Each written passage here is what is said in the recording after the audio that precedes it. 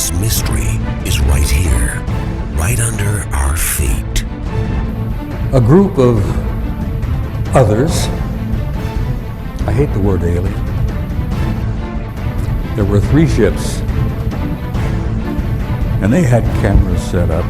There were at least 4, maybe 5 cameras. Everything was on film. There was a lot of exchange. And your country hasn't been the same since. You talk about black government, shadow government. Ladies and gentlemen, you have no idea how damn black it is. Join us as we look inside the alien files. Alien life, do they exist? And if so, what is their purpose here on Earth?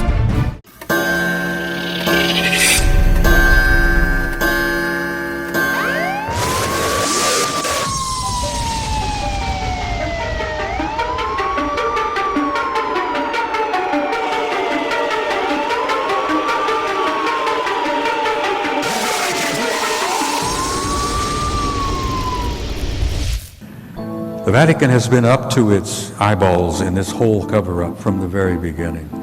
They have one of the finest national security intelligence operations on the planet. I mean, a retired Soviet KGB general by the name of Oleg Kalugin, who is now living in Washington, D.C., and he's an advisor and some of our people in government. Oleg Kalugin said, if we had had the intelligence operations in the Soviet Union as good as the one at the Vatican, the Cold War would still be going on. The Berlin Wall would have not fallen and the Soviet Union would still exist. He says, we always knew that the best damn security intelligence operation on the planet was out of the Vatican. And probably the reason is that every damn priest in every country on the planet, Catholic priest, is in a sense an agent of the Vatican Intelligence Secret Service. And they're deeply concerned about the location and the appearance in our solar system of a planet known as Nibiru, which has already been photographed. And I have a picture of it here in a moment to share with you. The 10th planet has been photographed by an what do they call them, where the telescopes are?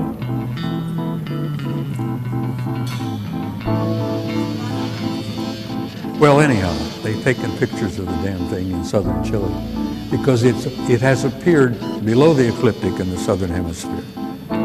It's already been photographed by at least 3 cameras and telescopes. It's one of the biggest secrets in our government today. The reality and the presence of the 10th planet.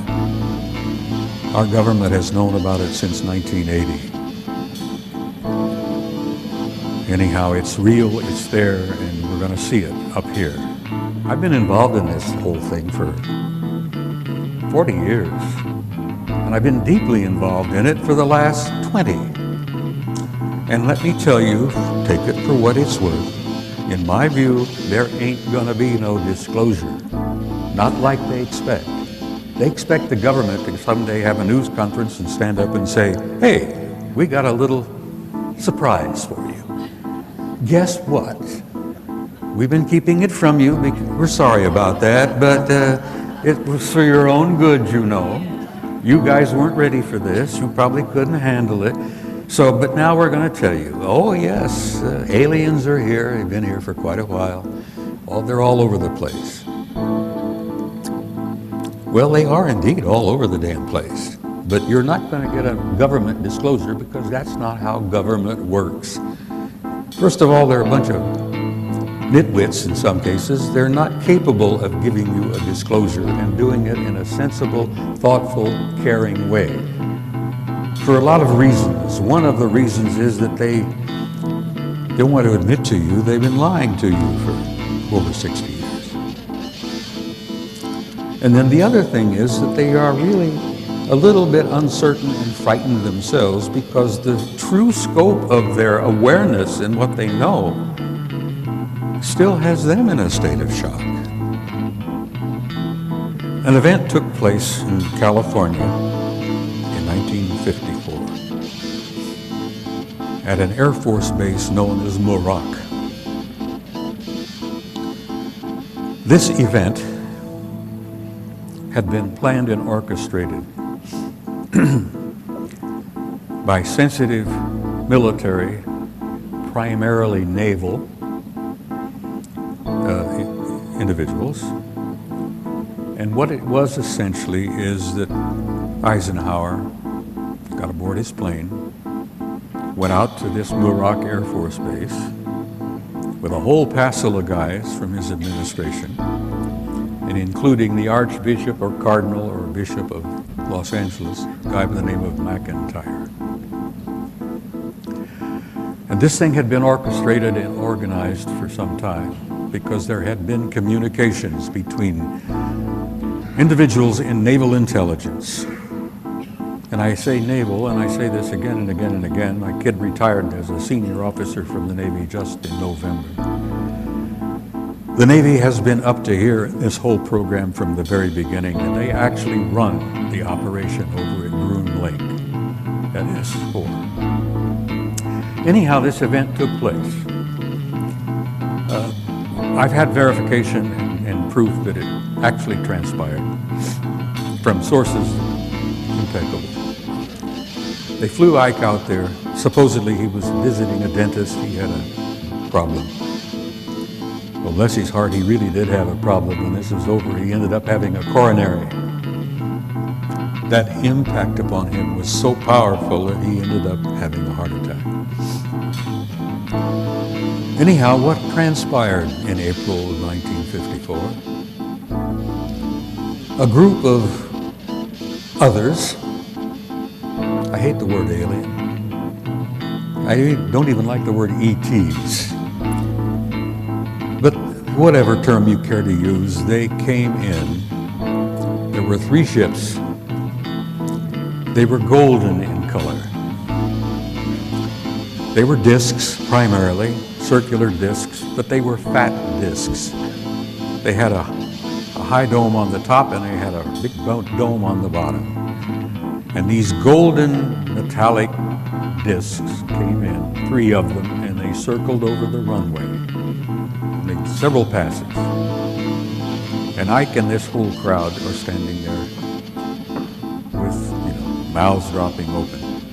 We had some generals, we had some admirals, and we had a couple of church authorities there, and poor old Ike. And these guys circled around for a time, and then one of the ships came in and landed on the tarmac right in front of the hangar where the receiving party, the welcoming party, was located. And they had cameras set up. There were at least 4, maybe 5 cameras. Everything was on film. All of the sounds, they picked up every word that was said. One of the ships come over and lands right in front of the hangar. The other 2 ships stayed hovering over the runway during the entire process. The stories I've heard from people I trust in that the whole thing went 3 days. There was a lot of exchange. And your country hasn't been the same since. You talk about black government, shadow government. Ladies and gentlemen, you have no idea how damn black it is. The government you think you've got is not the government you've got. The government you think you had, the government that Washington, Jefferson, Adams, Hamilton, all the rest of those guys created 200 years ago is not the government you've got today. You do not have a democratic republic, good people, and I'm sorry to have to tell you that. You all know about Roswell. Well, let me tell you, Roswell was one little tiny event. For God's sake, there were 3 crashes in that area in New Mexico within 30 days. Roswell was only a tiny piece of it. There have been crashes going on all over the country and all around the world for the last 40 years, 60 years. We've been picking up bits and pieces of hardware all over the damn planet. The Navy retrieved a UFO out of the waters off San Diego in 1941. And if you talk about parts, well, we picked up bits and pieces. Ooh, we loaded them up. We took them off here and we took them off there. Took them at Wright-Patterson Air Force Base. We've taken them at several places. And then, God bless them, we've taken the bodies and a couple of survivors off as well. Well, that's ancient history. But I'm saying, forgive me if I repeat myself, your government that you thought you had ceased to exist in 1947. And 1947 was also a year where we created the Central Intelligence Agency, we created the National Security Organization, and we also signed a pact called the UKUSA Pact, UK-USA. Now this pact we signed in 1947 was not just an accident. At the end of World War II, the United Kingdom, Australia, Canada, New Zealand, and the United States signed this pact, and we have been like this ever since. But the people in the United Kingdom, in England, Wales, Scotland, Ireland, they don't know any more about it in reality than most people out there do. Because one of the things about the UKUSA Pact was the lid came down on all the secrets, particularly the secrets of their reality, and the lid has been down ever since. I have to laugh sometimes when I hear Nick Pope speaking out.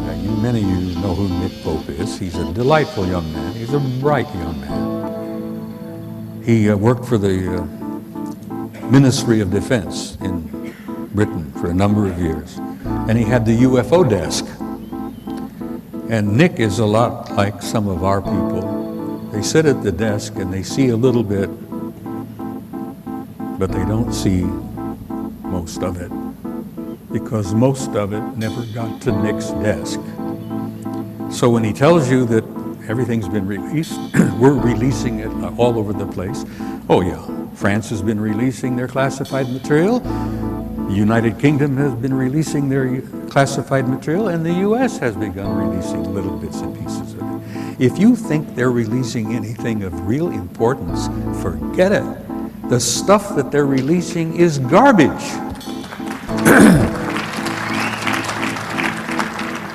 Nick, forgive me wherever you are at this moment. I'm not putting you down. Most of the stuff they're releasing is garbage. The only bit of information that came out of France recently that was of any information or of any value was a report they called the Cometa report. And many of you, I'm sure, are familiar with that. A number of retired French admirals and generals and scientists got together and put together a 30 or 40-page document called the Cometa report about what they considered to be the reality of the extraterrestrial presence, which is a term I like to repeat from time to time, the UFO matter. And the Cometa report said essentially that, damn it, we're not being told the truth, and we think it's time for everybody to fess up and get this information out. And the French were really ticked because, you know, they've had a chip on their shoulder from the very beginning that they've never really been shared with by the United Kingdom and the United States. So Washington was not sending anything to shape headquarters about the UFO matter, where these things were flying all over Central Europe back then. Gordon Cooper admitted to me, he said, you know, I was flying jet fighters over Europe in the 50s, and they were all over the damn place. We wondered then what they were all about. Well, bless his heart, Gordon now knows the answer. Oh, where were we? I was rambling, excuse me. We were talking about disclosure. There are lots of different things that have been happening. Let me get to some of this material here. One of the things that ticked me off the most is a little document known as executive order. I have in my fingers, I sound like one of those guys on TV. I have in my greasy fingers here an executive order, copy of it. This was signed by Slick Willie. Oh, excuse me, President Clinton. Slick Willie signed this on September the 29th, 1995. An executive order is something that you may not be aware of. An executive order is probably the most powerful piece of paper there is in our government. A president sits down, comes up with an idea, he has something he wants to do, he puts it on paper, he signs it, that becomes law. Nobody in Congress has to talk about it, nobody in Congress is asked to see it, nobody in Congress has to give approval to this, because when the president signs it, it becomes law. Now that in itself, good God, Washington, Jefferson, Hamilton, those guys are spinning in their graves, I think. The fact that we've reached this point where an imperial president can sit in his office at 1600 Pennsylvania Avenue and sign an executive order which becomes the law of the land, and you cannot argue with it. This particular one that Clinton signed in September of '95 wiped away every rule in the Environmental Protection Act.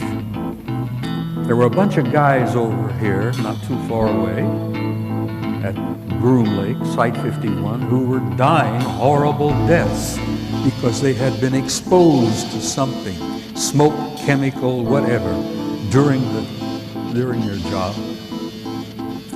And these guys, the flesh was falling off their bodies. Their skin was rupturing. The flesh was falling. They were in incredible pain, and they were dying. And their doctors and some attorneys tried to find out what it was that was causing this. If the doctors could find out what was causing it, they could possibly help those guys deal with this, and they could come up with some way of treating them.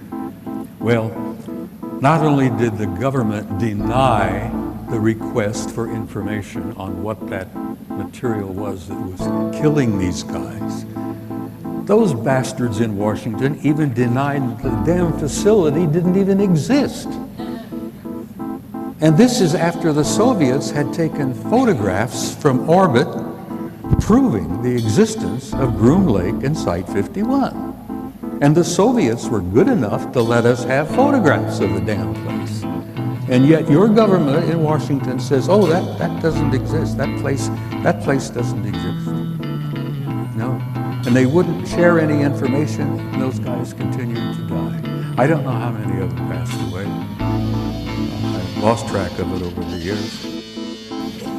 Let me tell you one other small thing.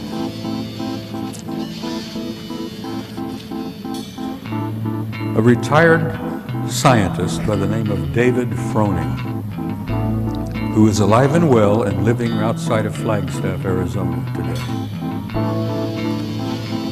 15 years ago, David Froning spoke at a conference which I was part of. And Froning graduated or completed his career working for Lockheed Martin, this vast corporation that's got their sticky fingers in so damn many things. David told us at this conference 15 years ago that before he retired, Lockheed Martin had, how the word he is, they had developed and were using hyperluminal flight. And it took some of us a little bit of a side there, and David, hyperluminal flight. Yeah, he said, faster than light. They've had it 40 years. Who has it? Well, he says, I want to say your government, but I can't say that with all honesty because he says it's classified. We've had hyperluminal flight for years, and you may know about it in another 20, 30 years when they fess up and tell you that what they can do, and what they've accomplished, and what they can do, and what they have done. Now, another little tiny tidbit. This was from David Froning, a respected man, a scientist who spent all those years. Froning was involved with what he called modified field propulsion, a variable field form of propulsion. They were dealing with matter-antimatter conversion. They called it exotic field tension. And he said flatly, it modifies time and space. And it ends up, we've got transluminal, luminal, hyperluminal flight. Now, some years ago, a guy by the name of Ben Rich retired from Lockheed Martin. And in the end of his career, Ben ran the skunk works over there at Lockheed. And there was a little jovial exchange between him and the guys in the audience out there. And Ben Rich said, you know, we can take E.T. home. I think the E.T. movie was out about that time. He says, we can take E.T. home. And a few of the guys in the audience says, Ben, what the hell are you talking about? Oh, he said, let me tell you, we've got stuff you wouldn't believe. We can take extraterrestrial home. So they said, look, what the hell is it all about? He goes over to the blackboard and he writes, unfunded opportunities. Okay. Well, the guys say, well, what the hell does that mean, Ben? Unfunded opportunities. So he goes over with the chalk and he circles the U and the F and the O. UFO. And then he had a big grin on his face and he left the podium. So we got these little bits and pieces. You talk about leakage. Arthur Clarke used to say, if you see advanced technology to a degree that's beyond what you can understand, people consider it as magic. Well, this is magic, guys. This was photographed in the infrared, and this is a city under the surface of Mars the size of Chicago. It's generating an enormous amount of heat. I'm sorry about the details of it are not that clear, but you can see the streets, blocks. This is an underground city on Mars that's fully active and filled with God knows who and what. Next picture, please. That's Phobos. That's the moon, 12 miles in diameter. The Soviets planned to land on it. Well, someone else said, no, you're not going to do that.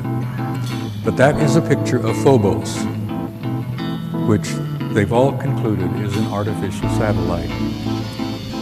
Big secret, so's our own. Next picture.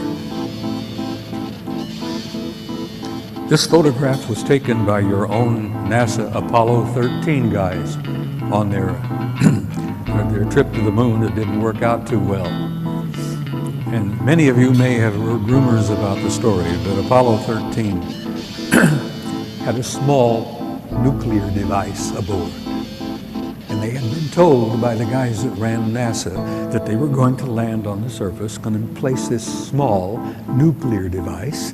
And then when they all left and came back aboard and came back, they were going to detonate it and study the reverberations of this nuclear device, study the seismology of the moon, because they've been convinced for some years that the moon is basically hollow. It appears to be somewhat of an artificial satellite. Well, they plan to detonate this nuclear device, and the others said, no, you're not going to do that. We'll get back to that picture again, please. All right, I wanted to show you. This picture was taken by Apollo 13. The object you see there in the middle is 5 miles long. It's an artificial, I assume metallic object, probably crammed with guys. And that object followed our Apollo 13 all the way to the moon, around and back. Now, whether they were trying to make sure the Apollo 13 guys got home safely or what, whether they were the ones responsible for Apollo 13's little accident, which kept them from landing on the moon and placing that nuclear device, who knows? We may find out someday. But here you have an artificial object in orbit on the way to the moon, 5 miles long. Now, I've spent some time aboard aircraft carriers with my kid.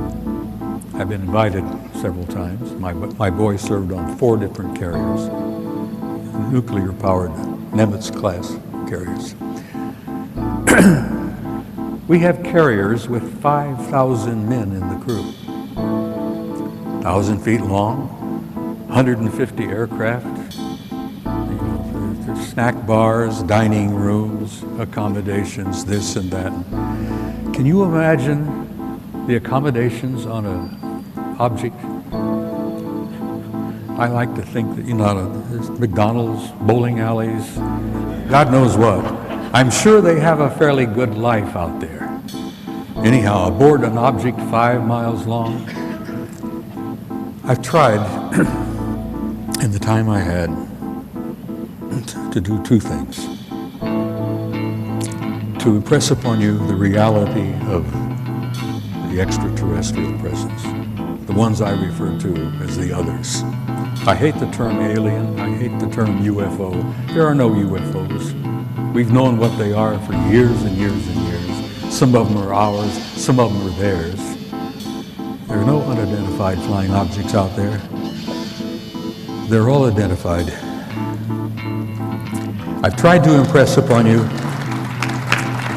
the seriousness of it, the seriousness of the cover-up and the lies they've been telling you, the importance of why you need to know as much as you can know.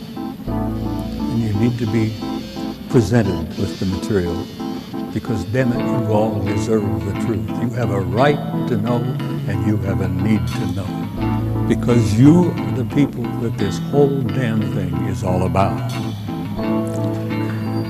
Now, they're in our midst. That's an understatement.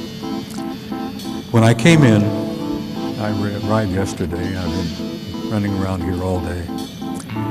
There's an old friend sitting in the audience out here who I've known for years. He's currently with Defense Intelligence Agency. He's getting up to years, probably going to retire very soon. And I've met him many times. We've shared a lot of information. There is another young man in the audience here who I will not point to because I can't see a damn thing with those lights, who is from National Security Agency, and he and my old friend were not aware of the other one being present here. But the one that's most redeeming and most exciting for me is there is a couple here who look like they're in the mid-40s. They look like a husband and wife. Nice-looking people. Very nicely appearance. As I said, their appearance is like a husband and wife. They're sitting together. Neither one of them were born on this planet. Guys, they're in your midst. If you have dinner down here somewhere, you could be sitting next to one of them. There are 2 of them in the audience this afternoon, and I want to salute you. They're nice folks. They're as human in most respects as you and I are. They're all over the damn place. They're in our midst and they are family. We're related to them because they were the ones that had a hand in establishing us as a hybrid race 100,000 years ago. And that hybridization is still underway, it's still happening, even as we sit here and speak. And it's simply this: you're not alone and you have never been alone. And you have had, as I have learned over the years, an intimate interrelationship with advanced extraterrestrial intelligence from the beginning of human history. But the thing I've learned, I guess, the most powerful thing, is that there is a God.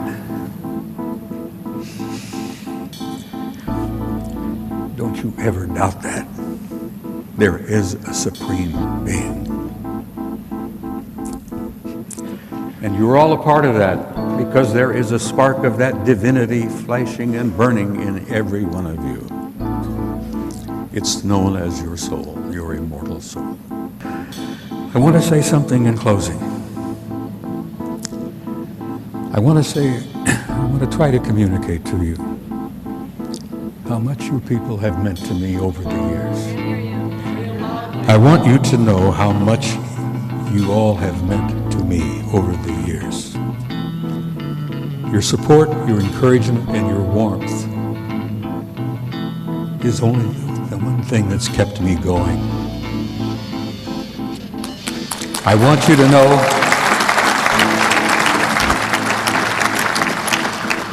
to know how grateful I am to each and every one of you. You are friends. Ti amo. I love you all. Good night.